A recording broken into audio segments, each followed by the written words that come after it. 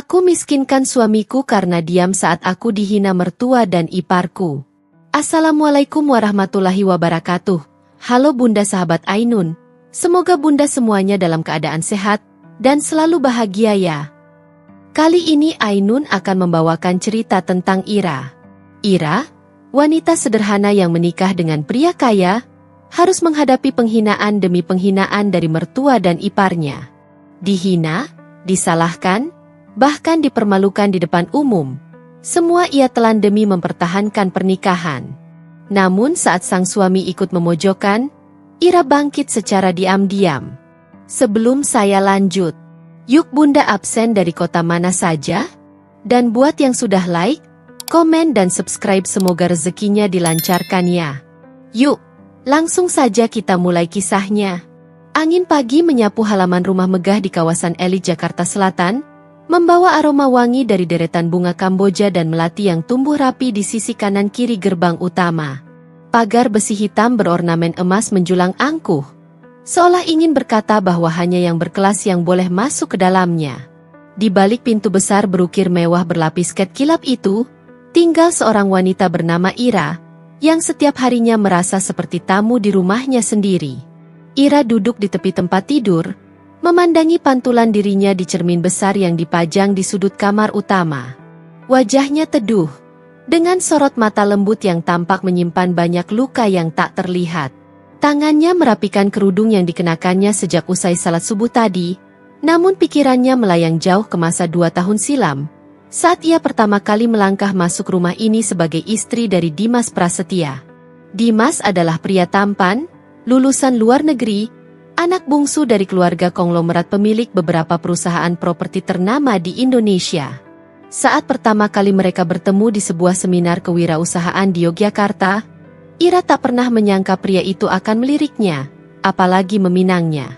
Ia hanyalah gadis sederhana, anak guru SD di desa kecil di Kulon Progo. Hidupnya tak mewah, tapi penuh cinta dan kehangatan keluarga. Namun sejak resmi menjadi Nyonya Dimas, segalanya berubah. Pernikahan mereka berlangsung meriah, digelar di Hotel Bintang 5 dan diberitakan di berbagai media. Tapi bahkan di hari bahagianya itu, Ira bisa merasakan tatapan sinis dari ibu mertuanya, Bu Ratna, dan sindiran halus dari kakak iparnya, Rani. Cantik, sih, tapi kelihatan banget dari kampung. Gaya duduknya aja belum bisa dibenahi, bisik Rani saat resepsi, sambil tersenyum palsu ke arah para tamu. Bu Ratna lebih gamblang lagi. Saya sebenarnya berharap Dimas menikah dengan keturunan pejabat, atau minimal anak pengusaha. Tapi ya sudahlah, katanya cinta. Mudah-mudahan kamu bisa cepat menyesuaikan diri dengan lingkungan kami. Sejak itulah Ira tahu, bahwa rumah mewah ini bukanlah tempat yang hangat. Setiap hari ia berusaha keras menjadi menantu yang baik. Ia bangun lebih pagi, menyiapkan sarapan, meski di rumah ini sudah ada 3 pembantu. Ia ikut membantu mengurus keuangan rumah tangga dan bahkan ikut mengelola sedikit usaha kecil Dimas, meski tak pernah dianggap. Semua jerih payahnya seolah tak pernah cukup. Jika sayur yang ia minta dimasak oleh pembantu terasa kurang asin, Bu Ratna akan menyindir. Katanya anak guru, tapi soal rasa aja nggak peka. Jika Ira berpakaian sederhana, Rani akan tertawa kecil. Di rumah semewah ini, masa bajunya kayak mau ngajar di posyandu. Dimas, sayangnya, hanya diam. Ia tak pernah benar-benar membela Ira. Paling jauh, ia akan berkata, "Sabar ya, namanya juga mama, mungkin belum bisa nerima sepenuhnya." Tapi berapa lama lagi Ira harus menunggu untuk diterima sepenuhnya? 2 tahun berlalu. Namun ia tetap seperti orang luar yang tak diundang. Ia tak pernah dipanggil ikut rapat keluarga besar. Ia tak pernah dimintai pendapat tentang apapun. Dan yang paling menyakitkan, ia tak pernah dipanggil dengan sebutan anak oleh ibu mertuanya. Hanya Ira yang tahu betapa sepi dan hampa rumah ini ketika Dimas pergi bekerja. Di balik pintu-pintu kamar mewah, suara sindiran dan tatapan dingin menjadi makanan sehari-hari. Kadang ia rindu suara ayahnya yang lembut, atau pelukan ibunya yang hangat. Tapi setiap kali ia mengadu lewat telepon, ibunya hanya berkata, "Sabar ya, Nak. Kamu sekarang sedang mengabdi di jalan cinta. Jangan sampai merasa kalah." Ira menghela napas panjang. Hari ini adalah ulang tahun pernikahan mereka yang kedua. Tapi tak ada kejutan. Tak ada bunga. Tak ada ucapan manis dari Dimas. Yang ada hanya pesan WhatsApp. "Ma, jangan lupa malam ini kita makan malam sama klien. Pakai baju yang rapi, ya." Tak ada emoji. Tak ada kata, sayang. Tak ada rasa. Ira menatap cermin lagi, mencoba tersenyum. Tapi matanya berkaca-kaca. Ia tahu, senyum itu palsu. Sama seperti senyum semua orang di rumah ini.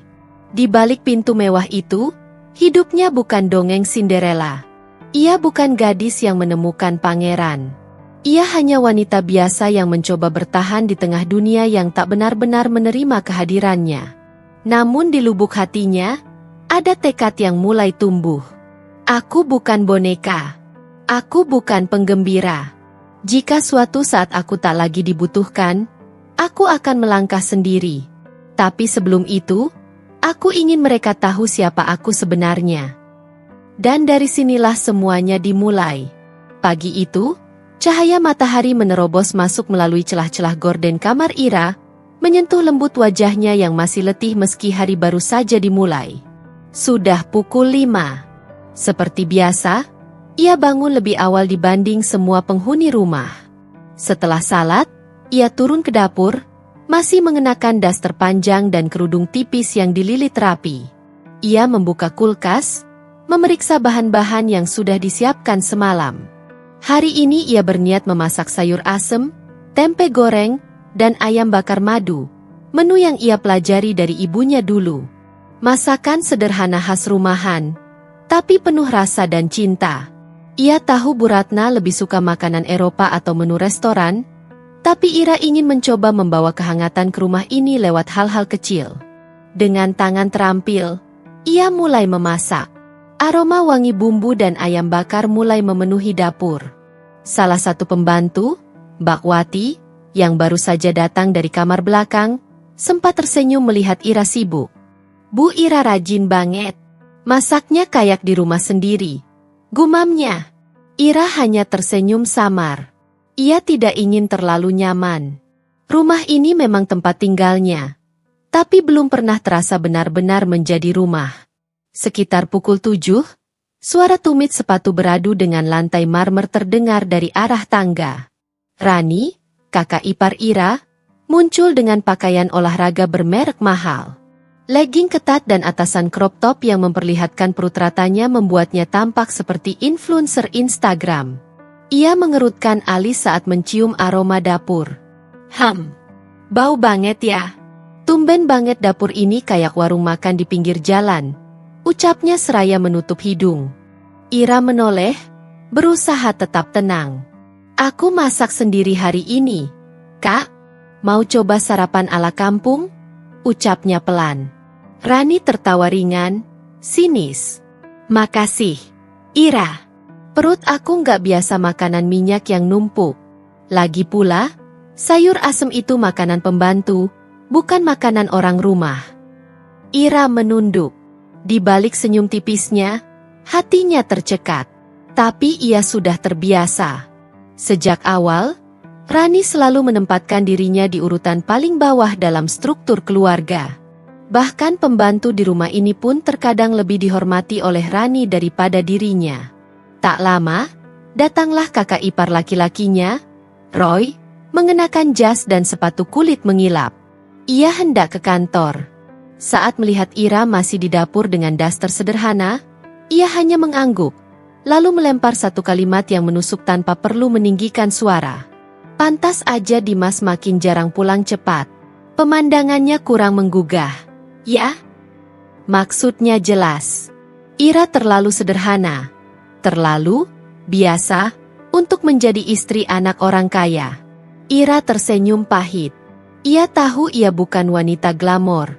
Ia tidak memakai lipstik berlapis atau parfum sekelas Chanel. Tapi ia menjaga tubuhnya tetap harum, wajahnya bersih, dan pakaiannya selalu rapi. Ia tidak pernah berani tampil sembarangan, apalagi di depan keluarga suaminya. Tapi rupanya, semua usahanya seperti menabur benih di tanah tandus, tak pernah tumbuh. Siang harinya, saat makan bersama, Ira menyajikan semua hasil masakannya di meja makan panjang berukiran jati. Bu Ratna sudah duduk, mengenakan daster satin yang wangi dan perhiasan di lehernya meski hanya di rumah. "Ini siapa yang masak?" tanya Bu Ratna datar, tanpa menatap Ira. "Aku, Bu," jawab Ira pelan. Suapan pertama langsung membuat Bu Ratna meletakkan sendoknya. "Ayamnya manis banget. Kamu masak pakai apa sih? Ini rumah orang kota, bukan angkringan." Rani menimpali sambil tertawa. "Coba deh, sekali-kali kamu ikut kelas masak profesional. Jangan cuma modal warisan dari emak kamu di kampung." Suara mereka seperti belati yang menghujam pelan-pelan. Tapi Ira menahan air mata. Ia menunduk, meremas jari-jari tangannya sendiri di bawah meja. Yang membuat hatinya makin hancur adalah Dimas yang hanya diam. Ia ikut duduk di meja itu, makan tanpa komentar, tak menegur siapapun, tak membela istrinya. Seolah-olah semua ini adalah rutinitas biasa yang tak perlu dipermasalahkan. Malam harinya, saat mereka berdua di kamar, Ira mencoba bicara. "Mas, aku salah apa? Aku sudah berusaha." Dimas menghela napas, tampak malas menanggapi. "Ira, kenapa sih kamu selalu baper? Namanya juga keluarga besar. Biasalah kalau kadang-kadang ada yang gak cocok. Jangan terlalu sensitif." "Bukan soal cocok gak cocok, Mas. Tapi semua yang aku lakukan selalu salah di mata mereka." Suara Ira mulai gemetar. Dimas bangkit, mengambil ponselnya. "Udahlah, jangan drama. Aku capek." Lalu lampu kamar dimatikan. Dan Ira kembali menatap langit-langit kamar dalam gelap. Matanya terbuka lebar, tapi hatinya remuk. Ia bertanya-tanya, sampai kapan ia harus menjadi bayangan di rumah yang seharusnya menjadi tempat ia bersandar? Malam itu ia menangis diam-diam. Tapi di antara isaknya, perlahan-lahan lahir sebuah kesadaran. Kalau semua yang aku lakukan selalu salah di mata mereka, mungkin sudah saatnya aku tidak lagi hidup untuk menyenangkan siapapun selain diriku sendiri. Sabtu pagi itu langit tampak cerah. Seolah alam turut bersiap menyambut perayaan ulang tahun pernikahan perak Bu Ratna dan Pak Bram, mertua Ira. Sebuah acara besar akan digelar di ballroom Hotel Bintang 5 di kawasan SCBD, dihadiri para kolega bisnis, pejabat, dan keluarga besar. Seluruh keluarga Prasetya tampak sibuk sejak subuh. Gaun-gaun mahal sudah disiapkan, perhiasan berkilau dipoles ulang, dan riasan wajah ditangani oleh makeup artis langganan para sosialita. Rumah itu berubah menjadi salon dadakan, dipenuhi aroma hairspray dan parfum mahal. Ira berdiri di depan cermin kamarnya. Ia memakai kebaya sederhana warna krem pucat dengan hiasan payet minimalis yang dijahit sendiri oleh sahabatnya dari Jogja. Ia memang tak ingin tampil mencolok. Selain karena memang tak biasa, ia juga tahu jika terlalu menonjol justru bisa jadi bahan sindiran lagi. Rambutnya disanggul sederhana, dan riasannya tipis tapi rapi. Saat ia turun dari kamar, langkahnya terhenti di anak tangga keempat. Ia melihat Rani, Roy, dan Bu Ratna tengah berdiri di ruang tengah, siap berangkat. Rani memakai gaun merah marun yang menjuntai panjang, dengan anting berlian besar yang nyaris menutupi telinga. Roy tampak gagah dengan setelan jas 3 lapis, dan Bu Ratna seperti biasa, anggun, elegan, dan dingin. Begitu melihat Ira, mereka semua mematung sejenak. "Ya Allah, Ira, kamu serius pakai itu?" Rani berseru dengan suara cukup keras, hingga membuat dua pembantu yang tengah lewat berhenti mendadak. Ira terpaku. "Kenapa, Kak?" Bu Ratna mengangkat alis, lalu menyipitkan mata. "Warna kebayamu pucat sekali. Kamu kelihatan seperti orang sakit. Apa kamu nggak tahu ini acara penting? Kamu pikir ini pengajian di masjid? Suasana mendadak hening. Ira menggigit bibir bawahnya. Matanya menyapu wajah Dimas yang berdiri tak jauh di belakang. Tapi seperti biasa, suaminya itu hanya memainkan ponsel di tangannya tanpa berkata sepatah pun. Kamu tuh istri anak saya. Tampil itu ya pantas. Ini bukan acara nikahan di kampung halamanmu sana yang cuma pakai tenda biru. Ini hotel elit, Ira, sambung Bu Ratna. Rani tertawa kecil, menambahkan, aku heran deh, Mas Dimas ini ganteng, pintar, kaya. Tapi istrinya nggak ngerti etika fashion. Gimana coba bisa dia tertarik dulu?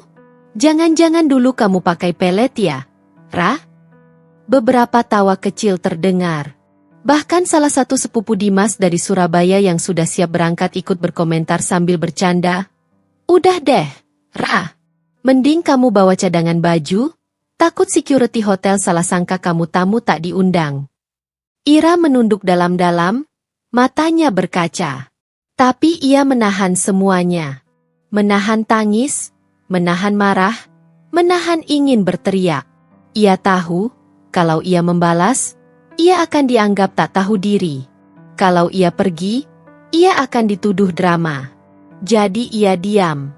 Di dalam mobil menuju hotel, tak satu pun dari mereka berbicara padanya. Bahkan Dimas duduk di depan bersama sopir, meninggalkan Ira sendirian di kursi belakang, seolah-olah ia hanya pengiring, bukan pasangan. Sesampainya di hotel, ballroom mewah itu telah penuh oleh tamu undangan yang berdatangan. Lampu gantung kristal bergemerlap, alunan musik klasik mengisi ruangan, dan para pelayan lalu lalang membawa canape dan minuman anggur. Saat Bu Ratna dan keluarga inti naik ke atas panggung untuk memberi sambutan, semua mata tertuju pada mereka. Ira berdiri di pinggir panggung, tak diundang naik meski ia juga bagian dari keluarga. Ia berdiri dengan tangan terlipat di depan, berusaha tetap tenang. Namun rasa teriris tak bisa disembunyikan ketika Bu Ratna dengan lantang berkata, kami sangat bersyukur memiliki anak-anak yang hebat dan menantu-menantu luar biasa. Rani, tentu saja, sudah seperti anak sendiri. Pintar, stylish, dan selalu membanggakan. Roy pun, meski belum menikah, saya doakan dapat pasangan yang sepadan. Lalu matanya melirik sekilas ke arah Ira, sebelum melanjutkan. Dan, ya, tentu kami terima semua yang hadir, termasuk mereka yang mungkin masih perlu banyak belajar untuk benar-benar menjadi bagian keluarga besar kami. Ada tawa kecil, ada bisik-bisik. Ira mematung.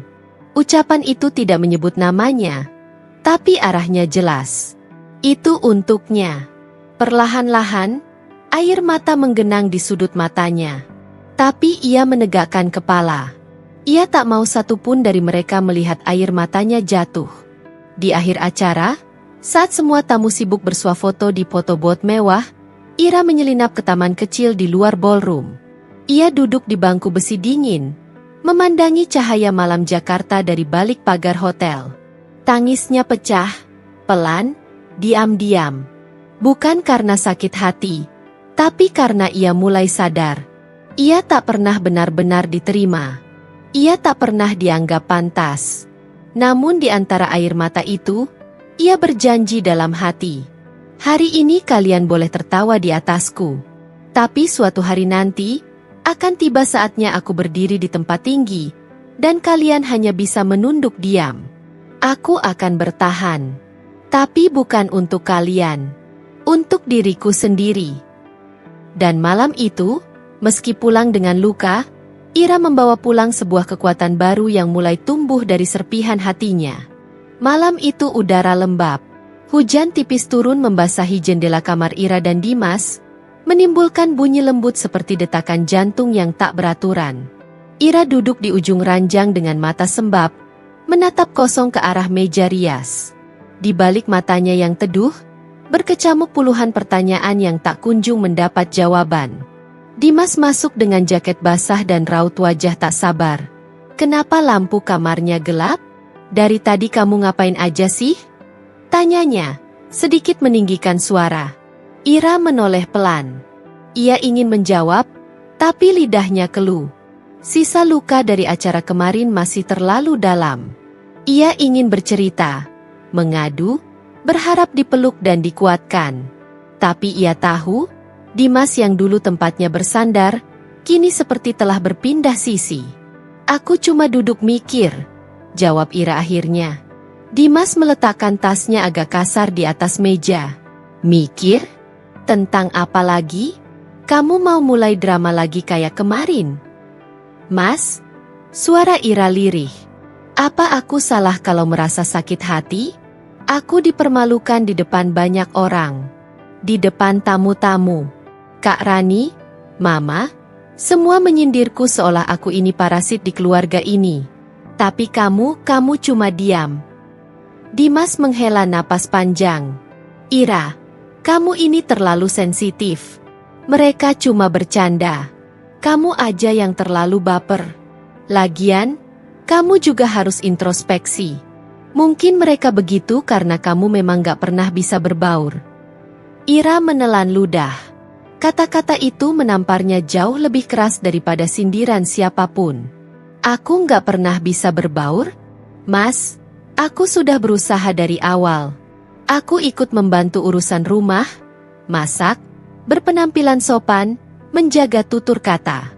Tapi tetap saja, semua yang kulakukan selalu salah. Dan kamu membenarkan mereka? Aku cuma realistis, jawab Dimas dengan nada tajam. Kamu itu memang bukan tipe menantu yang Mama harapkan. Tapi kamu juga harus ngerti posisi kamu. Jangan berharap mereka bisa nerima kamu seutuhnya kalau kamu tetap seperti ini. Ira bangkit dari tempat duduknya, berdiri menghadapi Dimas. Suaranya kini tak lagi bergetar. Seperti ini maksudnya apa?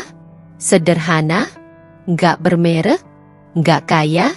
Atau karena aku anak guru dari kampung? Kamu menyesal nikah sama aku, Mas? Dimas memalingkan wajah. Tapi diamnya justru menjawab semuanya. Perasaan dingin menjalar dari dada Ira ke seluruh tubuhnya. Selama ini, ia selalu berharap Dimas adalah satu-satunya orang yang bisa melindunginya dari ketidakadilan di rumah ini. Tapi kenyataan berkata sebaliknya. Dimas perlahan bergeser, bukan lagi pelindung, tapi penghakim. Sejak malam itu, segalanya berubah. Setiap kali terjadi ketegangan kecil di rumah, Dimas tak lagi bersikap netral. Ia langsung memihak ibunya, bahkan untuk hal sepele. Ketika Ira membeli taplak meja baru yang lebih sederhana dari biasanya, Bu Ratna menggelengkan kepala dan berkata, "Seleran deso, pantes." Dimas malah menimpali, "Iya, Ra. Lain kali minta saran dulu, ya. Jangan langsung beli." Ketika Ira lupa menaruh parfum mahal pemberian Bu Ratna di lemari pajangan keluarga, Rani menyindirnya. "Wajar sih. Mungkin kamu belum ngerti mana yang pantas dipajang, mana yang pantas disimpan." Dan Dimas, sambil tersenyum sinis, menambahkan, "Dia belum terbiasa aja, Kak. Harus dikasih waktu belajar." Semua hal kecil yang dulu bisa dilewati kini menjadi ladang cercaan. Ira mulai merasa tercekik, seperti hidup dalam sangkar kaca, terlihat sempurna dari luar, tapi sunyi dan menyakitkan di dalam. Di kamarnya, Ira mulai sering berbicara dengan dirinya sendiri. "Kenapa kamu bertahan, Ra? Karena cinta? Atau karena takut dibilang gagal?" Setiap malam ia tidur di sisi ranjang yang sama, tapi dunia di antara mereka sudah begitu jauh.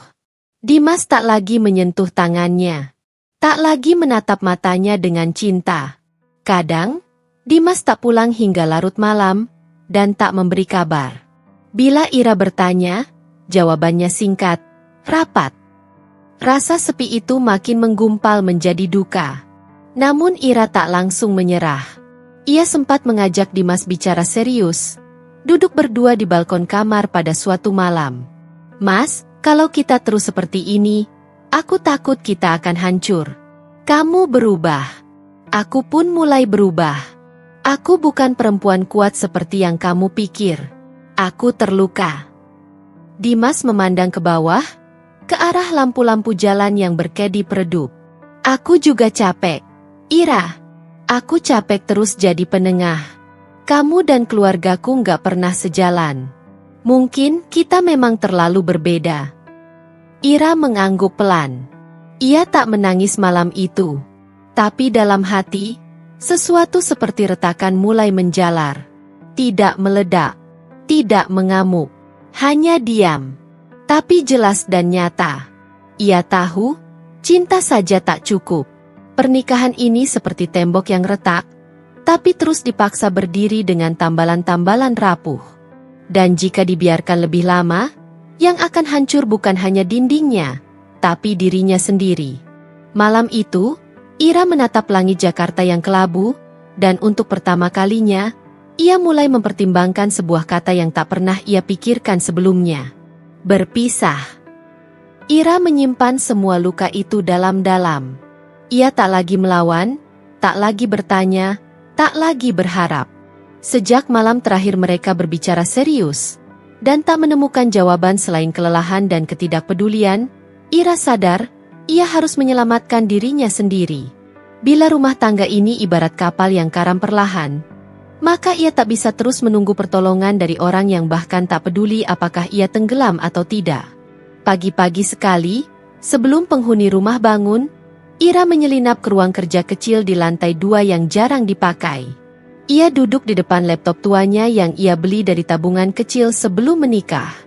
Dari sinilah semuanya bermula. Dengan jari-jari gemetar, Ira membuka situs-situs pelatihan daring. Ia membaca artikel demi artikel tentang bisnis kecil-kecilan, tentang digital marketing, tentang cara menjual produk lewat media sosial. Ia tak punya gelar embah, tak punya mentor pribadi, tak punya modal besar. Tapi ia punya satu hal yang lebih berharga dari itu semua, keinginan untuk bertahan. Setiap malam, saat Dimas pulang larut atau bahkan tak pulang sama sekali, Ira tak lagi menangis. Ia duduk di sudut kamar, membaca e-book, mencatat, dan menyusun rencana kecil. Ia mulai dari hal yang paling ia kuasai, meracik bumbu dan resep rumahan. Ia teringat masakan ibunya, abon ayam kampung, sambal teri, keripik singkong bumbu rujak, dan bumbu pecel yang khas. Ia mulai mengolah sedikit demi sedikit di dapur belakang, dengan bantuan Mbak Wati yang sudah lama setia bekerja di rumah itu. Aku cuma mau coba-coba, Mbak, ucapnya suatu pagi saat mengulek sambal. Mbak Wati mengangguk sambil tersenyum. Saya bantu, Bu Ira. Kalau ini berhasil, saya yakin Ibu bisa mandiri. Diam-diam aja dulu, ya nanti kalau Bu Rani tahu, bisa ribet. Ira tersenyum. Ia tahu betul, keluarga Dimas akan meremehkannya lagi. Mereka akan bilang bisnis rumahan itu kelas rendahan. Tapi biarlah. Ia tak butuh tepuk tangan siapa-siapa. Ia hanya ingin bernapas, merasa hidup, dan punya pijakan sendiri. Ia memulai dengan membuat 10 toples sambal dan abon, lalu memfoto produknya dengan ponsel sederhana. Ia membuat akun Instagram kecil dengan nama Dapur Ibu Kampung. Ia tak mencantumkan nama asli atau wajahnya. Cukup nama produk, deskripsi singkat, dan kata-kata jujur yang ia tulis dari hati. Resep turun-temurun dari seorang ibu guru di desa. Tanpa pengawet, tanpa MSG. Dibuat dengan hati. Hari pertama, tak ada yang membeli. Hari kedua, hanya satu pesanan masuk, dari akun yang ternyata sahabat lamanya semasa SMA. Tapi Ira tak menyerah. Ia membalas semua pesan dengan ramah, mencatat alamat dengan teliti, dan mengirim paket dengan bungkus sederhana namun rapi. Minggu demi minggu berlalu. Perlahan-lahan, pesan masuk mulai bertambah. Ada ibu-ibu muda yang suka karena rasanya autentik. Ada mahasiswa rantau yang rindu masakan rumahan. Bahkan ada seorang food blogger kecil yang memberi ulasan jujur dan mengangkat nama akunnya sedikit demi sedikit. Ira mulai membagi waktunya.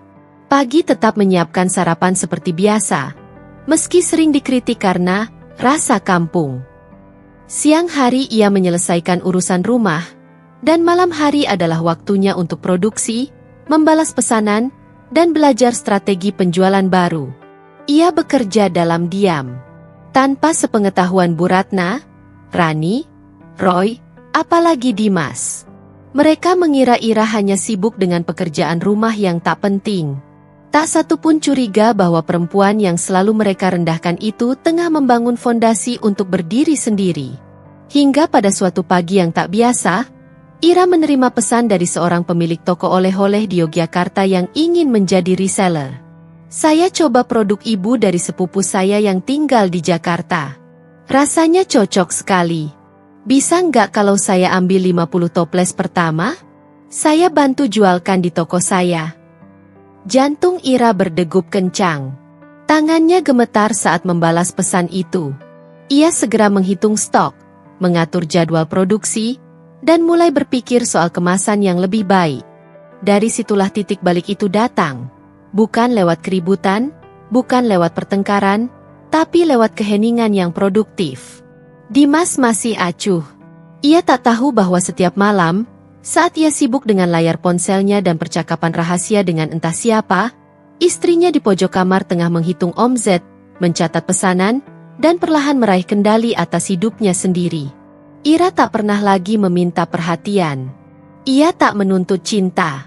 Tak berharap permintaan maaf. Ia tahu, jika ia terus mengharap dari suami dan keluarganya, ia hanya akan terus kecewa. Maka ia memilih jalan sunyi. Jalan yang tak menarik perhatian siapapun, tapi memberi makna pada setiap langkahnya. Dan dalam diam itulah, Ira menemukan dirinya kembali. Bukan sebagai istri dari Dimas Prasetya. Bukan sebagai menantu dari Bu Ratna. Bukan sebagai sasaran ejekan Rani. Tapi sebagai Ira, seorang perempuan yang tak akan dibiarkan hancur oleh ketidakadilan. Karena ia tahu caranya membangun dunia sendiri. Dari bawah, dari kecil, dari sepi. Tapi kuat. Dan nyata. Suasana rumah sore itu seperti biasa. Tenang, mewah, dan dingin. Lampu gantung di ruang utama menyala temaram, menyoroti marmer mengilap yang selalu dibersihkan setiap pagi oleh para pembantu. Namun ketenangan itu tak mencerminkan apa yang sedang terjadi di dalam hati Ira. Ia duduk di meja makan dengan sebuah map coklat di tangannya. Jemarinya bergerak perlahan, membuka halaman demi halaman dokumen hukum yang telah ia simpan selama beberapa hari terakhir. Jantungnya berdetak lebih cepat. Tapi bukan karena ragu, melainkan karena akhirnya ia siap. Sudah lebih dari 2 tahun ia hidup dalam rumah ini. Bertahan dalam diam. Menelan air mata. Dipermalukan, diremehkan, dan ditinggalkan secara emosional. Tapi semua itu telah menjadikannya bukan lagi Ira yang dulu. Ia bukan lagi perempuan lugu dari desa yang berharap cinta bisa menyelamatkan segalanya. Ia telah berubah. Bisnis sambal rumahan yang dulu dianggap angin lalu kini telah menjelma menjadi bisnis kecil yang berkembang pesat. Ira kini memiliki pelanggan setia, 5 reseller di 3 kota, dan omset bulanan yang cukup untuk menyewa apartemen dan membiayai hidupnya sendiri tanpa 1 rupiah pun dari Dimas. Malam itu, saat Dimas pulang dari entah mana, Ira menyambutnya bukan dengan wajah muram atau tatapan menanti penjelasan, melainkan dengan ketenangan luar biasa. Ada yang mau aku bicarakan, ucap Ira, berdiri di depan suaminya.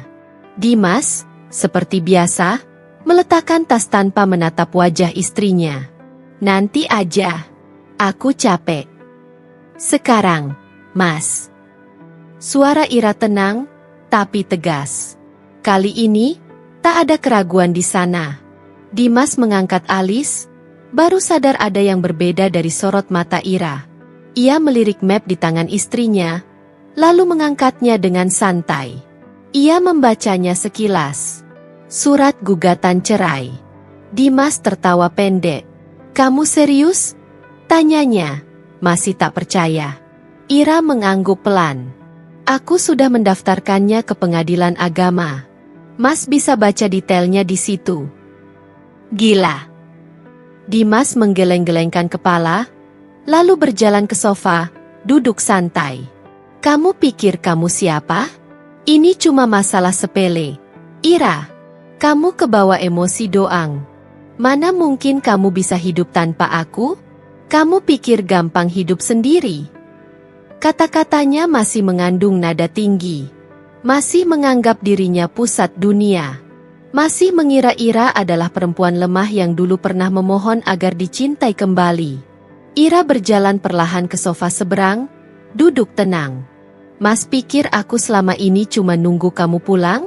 Mas pikir aku cuma habiskan waktu di dapur dan di kamar, menunggu dilirik? Mas salah besar. Dimas menatap Ira lebih lekat, mulai terusik oleh nada tenang yang tak biasa itu. Aku sudah lama berhenti berharap, lanjut Ira. Tapi sejak berhenti berharap dari Mas dan keluargamu, aku belajar berharap pada diriku sendiri. Aku bangun bisnis kecilku. Aku belajar jualan online. Aku punya penghasilan sendiri sekarang. Dan aku cukup, Mas. Tanpa uangmu, tanpa cintamu, tanpa perhatianmu. Dimas tersenyum miring. Kamu jualan sambal terus merasa jadi wanita independen? Ira, jangan mimpi. Kamu nggak tahu dunia luar itu kayak apa. Ira tak tersinggung. Ia bahkan tersenyum kecil. Justru karena aku sudah melihat dunia dalam rumah ini, yang katanya mewah, tapi kosong dan penuh racun.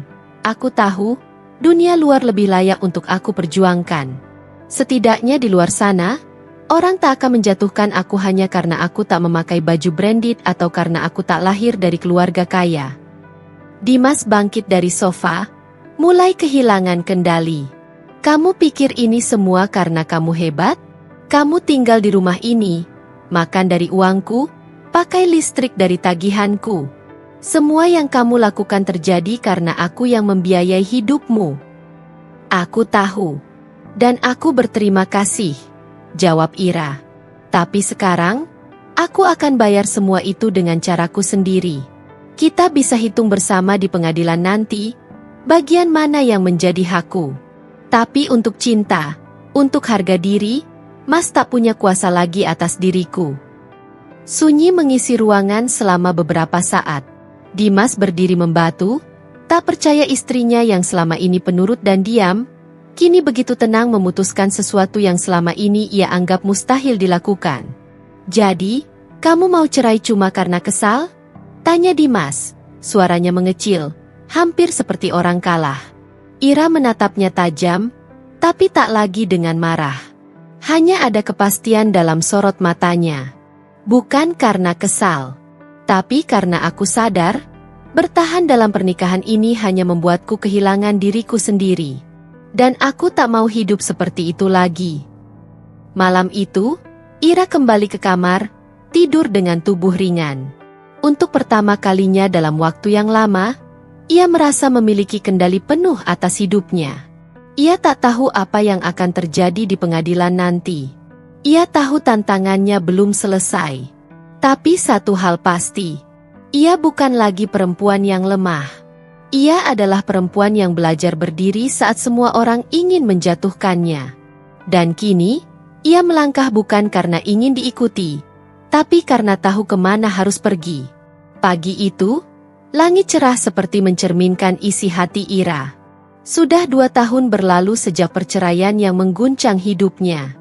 Ia pernah berada di titik terendah, dikhianati, diusir, diremehkan. Tapi kini, kehidupan telah berbalik arah. Dapur Ibu Ira, bukan lagi sekadar warung makan rumahan. Sudah ada 3 cabang tersebar di kota. Bahkan cabang keempat tengah dibangun di kawasan strategis dekat kampus ternama. Ira kini bukan hanya seorang pengusaha makanan, tetapi telah menjelma menjadi sosok inspiratif di komunitas UMKM perempuan. Namun kesuksesan itu tak datang secara instan. Ira bekerja siang malam, belajar manajemen, keuangan, pemasaran digital, hingga strategi branding. Ia ikut pelatihan daring, mencari mentor, dan menjalin jaringan tanpa henti. Banyak malam ia habiskan di depan laptop, mengolah laporan penjualan dan strategi ekspansi, sementara tubuhnya letih dan mata sembab karena kurang tidur. Ia mempekerjakan banyak orang, terutama para janda dan ibu rumah tangga yang juga pernah merasa tidak berdaya. Bagi Ira, usahanya bukan hanya tentang untung dan rugi, tapi juga tentang memberi kesempatan. Ia percaya, dari dapur yang sederhana pun bisa lahir kekuatan luar biasa.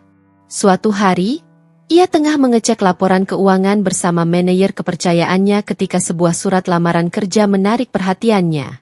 Nama itu, Anton Wibowo, langsung mengusik pikirannya.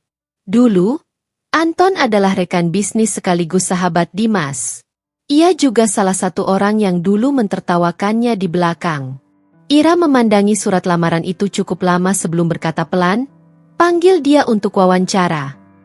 Beberapa hari kemudian, Anton datang dengan wajah tak percaya.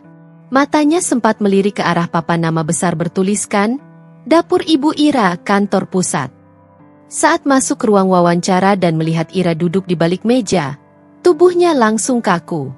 "Halo, Pak Anton," sapa Ira dengan senyum tenang. Anton terdiam. Wajahnya menegang. "Bu Ira, saya tidak menyangka." "Saya juga tidak menyangka, Pak Anton. Dunia memang berputar, ya?" jawab Ira sambil membuka map di tangannya. "Saya sudah membaca CV Bapak. Menarik. Tapi saya perlu tahu satu hal, apa yang membuat Anda melamar ke sini?" Anton menunduk. Ia menghela napas berat. "Perusahaan saya bangkrut. Banyak proyek gagal, investor kabur. Saya sedang mencoba bangkit kembali. Saya dengar reputasi perusahaan ibu sangat baik. Saya tahu saya banyak salah di masa lalu. Tapi saya harap masih ada kesempatan." Ira menatapnya dalam-dalam. "Setiap orang berhak mendapatkan kesempatan kedua. Saya tidak akan menilai Bapak dari masa lalu. Tapi jika bekerja di sini, Bapak harus tahu bahwa budaya kami adalah saling menghargai.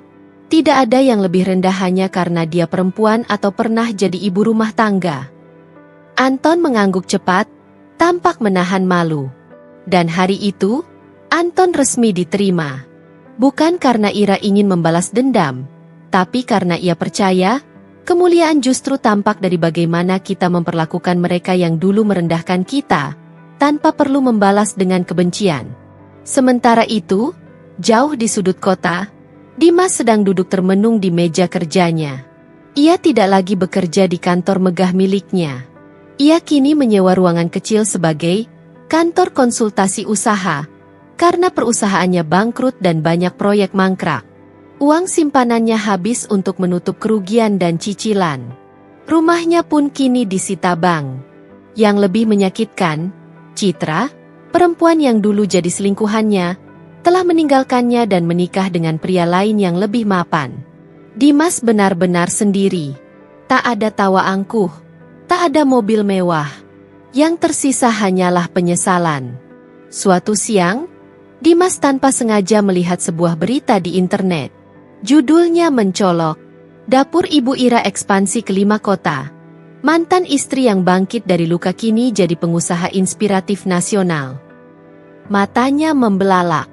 Di layar, terpampang foto Ira mengenakan blus putih dan jilbab abu-abu lembut, tersenyum penuh percaya diri. Di sekelilingnya, puluhan karyawan wanita tersenyum bangga. Ada yang menggendong anak, ada yang membawa masakan, semuanya tampak bahagia. Dimas mengusap wajahnya. Ia membuka Instagram Ira, yang kini telah memiliki ratusan ribu pengikut. Di bio-nya tertulis, "Aku bukan korban. Aku adalah perempuan yang memutuskan untuk bangkit dan membangun hidupnya sendiri." Tangannya gemetar. Untuk pertama kalinya, Dimas menangis. Bukan karena marah, tapi karena sadar, yang ia tinggalkan dulu bukan perempuan lemah, tapi berlian yang belum digosok. Malam harinya, Ira menutup laptop dan menatap langit-langit kamar. Di luar, hujan turun pelan-pelan. Ia teringat masa-masa ketika dirinya hanya bisa menangis di pojok dapur, tidak tahu harus makan apa esok hari. Tapi kini, ia telah melewati badai. Dunia akan terus berputar, dan semua akan berbalik. Yang dulu dianggap kecil, kini jadi besar. Yang dulu direndahkan, kini disegani. Dan yang dulu ditinggalkan, kini telah menemukan rumah dalam dirinya sendiri. Ira menatap cermin. Matanya berbinar. "Aku baik-baik saja sekarang," bisiknya. Dan malam itu, ia tidur dengan hati yang paling damai. Langit sore itu tampak kelabu, seakan mencerminkan suasana hati Dimas yang duduk termenung di ruang kerjanya yang kini tak lebih dari sekotak ruangan sewa berukuran 3x3 meter di kawasan ruko yang mulai sepi. Ia menatap meja yang berantakan dengan tagihan-tagihan yang tak kunjung bisa dibayar. Di hadapannya, layar laptop menampilkan angka merah, -2 miliar rupiah. Dimas memijat pelipisnya. Sejak Ira meninggalkannya, hidupnya perlahan meluncur ke jurang. Dulu, ia terbiasa duduk di kantor megah milik ayahnya, memerintah karyawan, menandatangani dokumen tanpa benar-benar paham isinya, dan menikmati gaya hidup mewah. Ia tak pernah membayangkan bahwa semua itu hanya bersandar pada nama besar ayahnya dan kelicinan mitra-mitra bisnis yang menjilat untuk kepentingan pribadi. Tanpa disadari, selama ini yang menopang ketenangan dan kestabilan emosinya adalah kehadiran Ira. Diam-diam Ira selalu membenahi sisa kekacauan yang ia tinggalkan di rumah maupun di kantor. Dan sekarang, semuanya porak-poranda.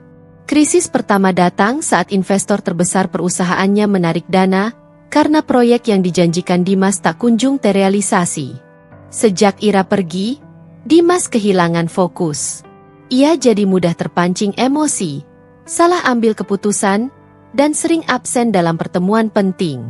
Masalah diperparah dengan gaya hidup foya-foya yang tetap dipertahankan, padahal pemasukan makin menurun. "Maaf, Pak Dimas. Rumah di Kemang akan kami tarik minggu depan jika tidak ada pelunasan." Suara pegawai bank terdengar formal tapi tajam, beberapa hari lalu. Lalu datanglah surat penyitaan dari leasing mobil. Satu persatu, aset yang dulu dibanggakan direnggut paksa. Karyawan banyak yang mengundurkan diri karena gaji telat.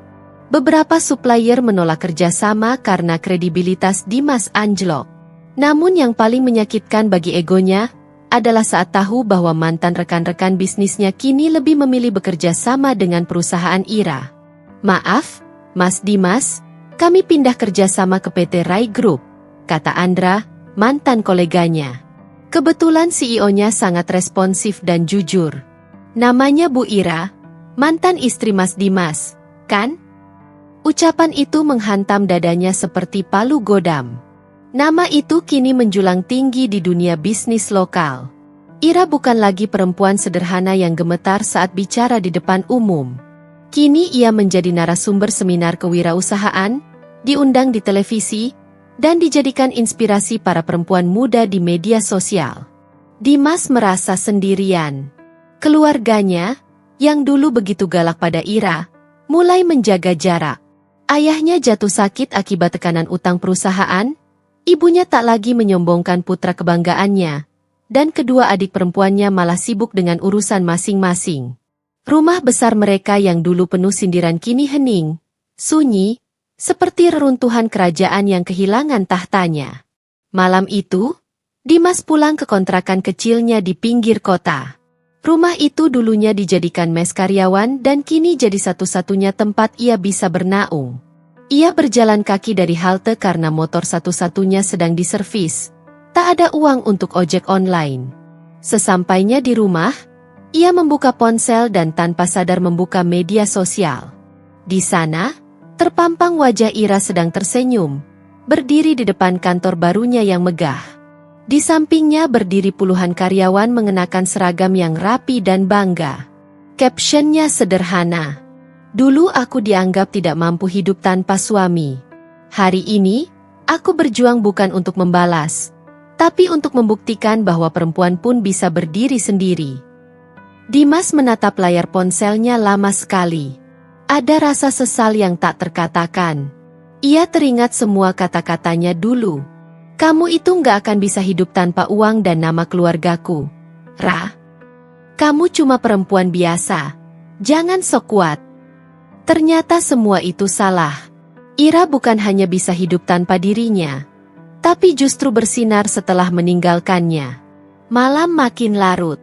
Dimas terduduk di atas kasur tipis, menatap dinding kosong. Tangannya mengusap wajah yang lusuh. Dan untuk pertama kalinya dalam hidupnya, Dimas menangis tanpa suara. Bukan karena hartanya yang hilang.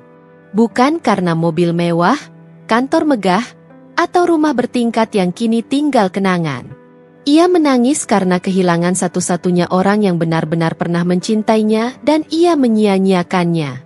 Gedung kantor pusat Ira kini berdiri megah di jantung kota.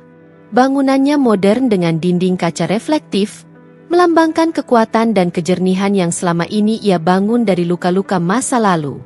Di ruang kerjanya yang luas dan minimalis, Ira duduk dengan anggun di balik meja kerjanya, mengenakan setelan formal berwarna krem lembut, rambutnya tersanggul rapi, dan aura keteguhan terpancar dari setiap gerak tubuhnya.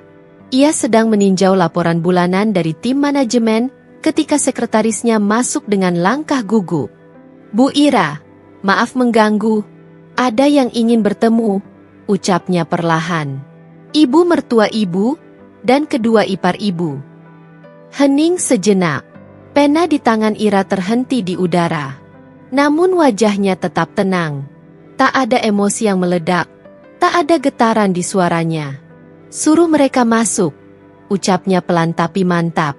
Beberapa detik kemudian, 3 sosok itu masuk ke ruangan. Wajah mereka lusuh. Tak seperti dulu saat mereka berdiri dengan angkuh di depan pintu rumah mewah keluarga Dimas, memandang Ira dengan jijik seolah ia tak pantas menginjak marmer ruang tamu mereka. Kini, mereka datang dengan wajah yang sama sekali berbeda. Mata ibu mertuanya tampak sembab, pipinya cekung, dan pakaian yang ia kenakan tampak seperti dipakai berulang kali tanpa diganti. 2 iparnya pun tak kalah menyedihkan. Rani, si sulung yang dulunya selalu mengenakan tas branded dan menenteng ponsel terbaru, kini datang dengan tas kain biasa. Sementara Ayu, adik Dimas yang paling sering menyindir pendidikan Ira, tampak pucat dan lesu. "Ira," ucap ibu mertuanya pelan, nyaris tak terdengar. Kami datang bukan untuk memaksa. Kami hanya minta sedikit pertolongan." Ira memandang mereka satu persatu. Tak ada senyum, tapi juga tak ada kemarahan. Matanya tenang, bahkan teduh. Justru ketenangan itulah yang membuat ketiga orang di depannya semakin ciut. "Rani sudah melamar ke banyak tempat," kata sang ibu mertua lirih. "Tapi, sepertinya semua perusahaan sudah tahu latar belakang kami. Bahkan Ayu dipecat dari tempat kerjanya minggu lalu." Rani menunduk. Pipinya merah. Entah karena malu atau ingin menangis.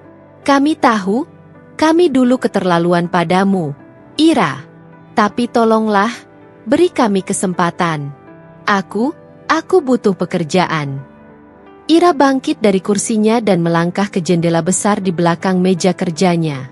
Dari sana, ia bisa melihat sebagian kota yang sibuk. Kendaraan berlalu lalang, orang-orang hilir mudik dengan ambisi dan harapan. Semua orang bekerja keras untuk hidup, untuk bertahan. Ia lalu menoleh kembali. Tatapannya tidak tajam, tidak dingin, tapi mengandung ketegasan yang membuat siapapun tak bisa memandangnya remeh lagi. "Dulu, aku pernah berdiri di depan rumahmu," katanya tenang, "membawa hasil masakanku sendiri, berharap kalian mau mencicipi. Aku ingat bagaimana kalian menatapku, seolah aku hanya pelayan yang nyasar." Ibu mertuanya menggigit bibir. Air mata mulai mengalir di pipinya. "Aku tidak akan membalas dengan cacian atau dendam," lanjut Ira. "Tapi aku juga tidak akan lupa siapa yang menertawaiku ketika aku tak punya apa-apa." Rani terisak. Aku tahu kami salah. Tapi kami sungguh tak punya siapa-siapa lagi. Ira, Dimas, dia bahkan pergi entah kemana. Kami tidak tahu harus kemana." Ayu ikut bersuara. Suaranya gemetar. "Kami tak minta dikembalikan seperti dulu. Kami hanya butuh pekerjaan, butuh penghidupan. Kami siap bekerja keras. Tolong." Ira diam beberapa saat.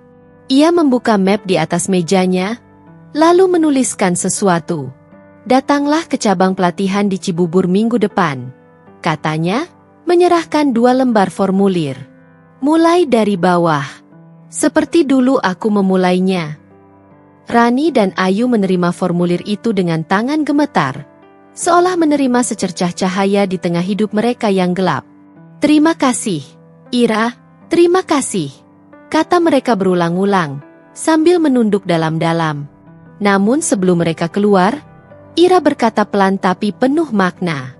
Jangan lupa, ini bukan belas kasihan. Ini pelajaran. Agar kalian tahu, tidak selamanya orang yang kalian rendahkan akan tetap di bawah. Jangan ulangi kesombongan itu pada orang lain. Ketiganya menunduk dalam diam, lalu meninggalkan ruangan. Ira kembali duduk. Di luar, matahari sore mulai turun perlahan. Ia menghela napas. Luka di hatinya mungkin belum hilang sepenuhnya. Tapi ia kini tahu satu hal pasti. Ia tak lagi menjadi perempuan yang menangis dalam diam. Kini, ia adalah perempuan yang membuat dunia menunduk tanpa perlu membalas. Suatu sore yang gerimis, ketika langit Jakarta kelabu dan angin meniupkan dingin ke seluruh sudut kota, Ira baru saja menyelesaikan rapat dengan tim marketingnya di kantor pusat.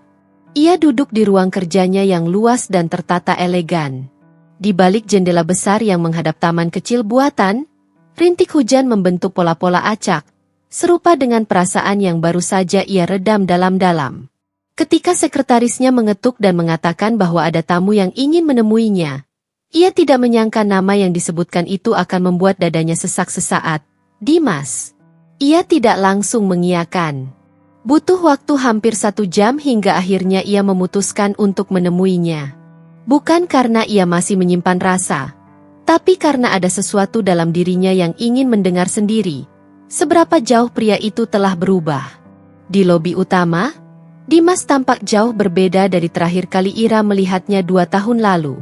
Dulu ia datang dengan jas mahal, parfum mewah, dan tatapan penuh kesombongan. Kini, ia duduk dengan pakaian sederhana, wajah tirus, dan mata yang menyimpan kelelahan berkepanjangan. Ira. Dimas berdiri saat melihat sosok mantan istrinya muncul dari balik pintu lift. Suaranya parau, seperti tertahan tangis yang sudah lama membatu. Ira tak menjawab. Ia hanya berjalan menuju ruang tamu kantor, memberi isyarat agar pria itu mengikutinya. Sesampainya di dalam, hening menguasai ruangan. Hanya suara hujan yang terdengar samar dari luar. Ira duduk, menyilangkan kaki dengan elegan, lalu memandang mantan suaminya tanpa senyum, tanpa amarah, tapi juga tanpa kasih. Aku minta maaf, Ra. Dimas memulai, suaranya lirih. Aku bodoh, aku buta, terlalu membela keluargaku, terlalu menyia-nyiakanmu. Ira masih diam. Dimas melanjutkan, waktu kamu pergi, aku pikir hidupku akan tetap berjalan. Tapi semuanya berantakan. Aku kehilangan rumah, usaha, bahkan kepercayaan orang-orang. Aku tahu, aku pantas dapat semua itu. Tapi yang paling menyakitkan adalah kehilanganmu. Ira akhirnya bicara, suaranya tenang, tapi tegas. Apa yang kau harapkan dari kedatanganmu ke sini, Dimas? Aku ingin memperbaiki semuanya. Kita mulai lagi dari awal. Aku siap berubah. Aku sudah belajar banyak. Aku tahu aku pernah membuatmu terluka. Sangat dalam. Tapi beri aku kesempatan. Sekali saja. Aku akan membuktikan. Ira mengangkat tangan, menghentikannya. Cukup. Tatapannya tajam, tapi bukan karena benci. Justru karena ia telah selesai dengan semua itu. Aku butuh waktu bertahun-tahun untuk mengobati luka yang kau dan keluargamu tinggalkan. Aku pernah memohon dipahami, pernah berusaha keras diterima. Tapi yang aku dapat hanya hinaan dan tuduhan. Bahkan saat aku pergi, kau kira aku akan jatuh. Tapi ternyata, aku tumbuh. Ia berdiri. Aku tak membencimu, Dimas. Tapi aku juga tak mencintaimu lagi. Cinta yang dulu kau injak-injak itu sudah mati. Aku bukan lagi Ira yang dulu. Dimas menunduk. Air matanya menetes. Tapi Ira tidak tergerak. Ia hanya mengambil napas panjang, lalu melangkah menuju pintu. Kalau kau datang ke sini untuk meminta kesempatan kedua, maka kau datang terlambat. Dimas berdiri dengan lunglai, suaranya gemetar. Kau benar-benar tak ingin kembali. Ira menatapnya dengan mata yang tak lagi basah, tapi penuh ketegasan. Aku ingin bahagia, dan kebahagiaanku bukan bersamamu. Ia kemudian membuka pintu dan memanggil satpam. Antarkan tamu ini ke lobi. Tanpa sepatah kata lagi, ia masuk kembali ke ruangannya, menutup pintu, dan menatap hujan yang masih turun. Bukan air mata yang mengalir, tapi keteguhan hati yang tak bisa lagi digoyahkan oleh masa lalu. Ia telah memilih jalannya, dan jalan itu tidak akan pernah menoleh ke belakang. Di tengah ruangan yang hangat dengan cahaya senja merayap masuk dari jendela kaca tinggi, Ira duduk menatap layar laptopnya. Tangannya menggenggam secangkir teh melati hangat, aroma lembutnya membawa nostalgia akan masa-masa sulit yang telah ia lewati. Tumpukan jurnal, undangan seminar, dan buku-buku motivasi berserakan di meja kerjanya. Namun, tak satu pun menyita perhatian Ira sekuat jendela kecil di layar. File Word yang baru saja ia beri nama, Luka yang Menguatkanku. Ia mengetik perlahan, tidak tergesa. Setiap kata, setiap kalimat adalah luka yang terbuka kembali. Namun bukan untuk menyakitinya, melainkan untuk menyembuhkan. Ia menulis tentang malam-malam sunyi yang ia habiskan dengan menahan tangis agar tidak terdengar oleh Dimas. Tentang hinaan-hinaan halus dari mertua yang menyamar sebagai nasihat. Tentang sindiran tajam dari iparnya setiap kali ia salah menyajikan makanan atau mengenakan pakaian yang menurut mereka terlalu murah. Semua itu ditumpahkannya dalam tulisan, bukan sebagai dendam, tapi sebagai pelajaran. Sebagai kekuatan. Ira teringat hari ia memutuskan untuk belajar bisnis kecil-kecilan secara diam-diam. Ia menulis bagaimana rasanya merasa begitu bodoh ketika pertama kali harus membuat akun marketplace. Bagaimana ia bingung membedakan istilah stok dan modal. Tapi justru dari kebodohan itulah ia belajar. Ia bangkit, tumbuh, dan kini, ia tak hanya berdiri, ia berlari. Tulisan itu bukan sekadar cerita. Itu adalah pelampiasan, pengakuan, dan bentuk cinta pada diri sendiri. Ira ingin agar perempuan lain yang membaca kisahnya bisa merasa ditemani dalam luka mereka sendiri. Ia ingin agar mereka tahu bahwa tidak apa-apa merasa hancur. Yang penting adalah apakah mereka memilih membangun kembali puing-puing itu atau membiarkannya terkubur. Tak butuh waktu lama, naskah itu mulai dibagikan. Teman-temannya mengunggah potongan ceritanya di media sosial, dan tak disangka, banyak yang merasa terhubung. Undangan demi undangan datang. Ia diminta berbicara dalam seminar pemberdayaan perempuan, menjadi narasumber di podcast, hingga diundang dalam program televisi bertema Perempuan Tangguh Nusantara. Di setiap forum, Ira tak pernah tampil angkuh. Ia selalu membuka dengan kalimat yang sama. Saya bukan siapa-siapa. Saya hanya perempuan biasa yang pernah disia-siakan oleh orang yang saya cintai. Kalimat itu membuat banyak peserta menangis, karena di sanalah mereka melihat diri mereka sendiri.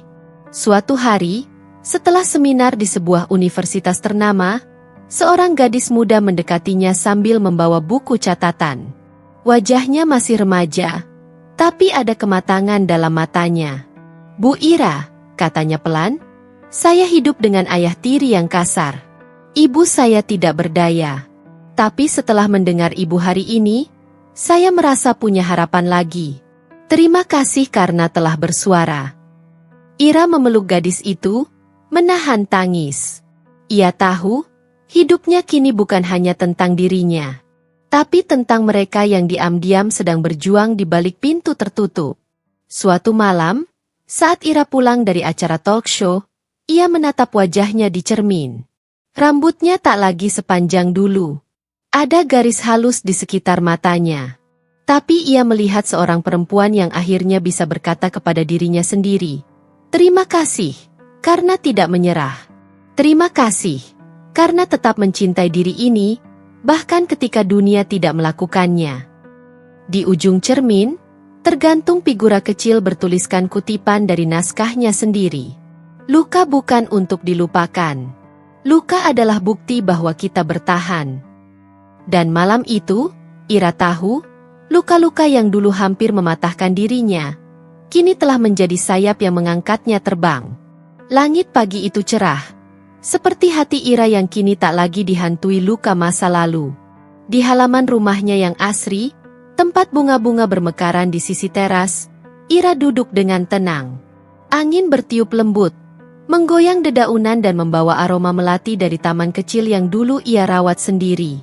Di depannya, tumpukan surat dan undangan dari berbagai komunitas perempuan, kementerian, hingga lembaga internasional tertata rapi.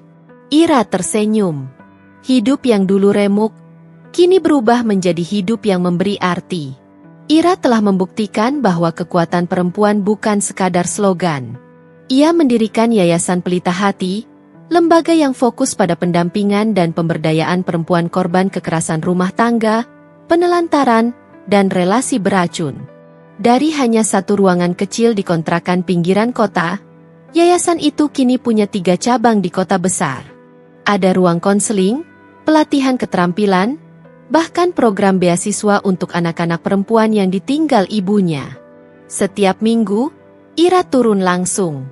Ia tidak sekadar memimpin dari belakang meja.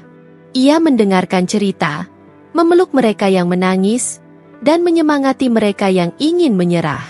Tak jarang ia mengenali dirinya sendiri dalam air mata perempuan-perempuan itu. Pada suatu sore, Ira menjadi pembicara utama di sebuah konferensi nasional bertema Perempuan Menjemput Harapan.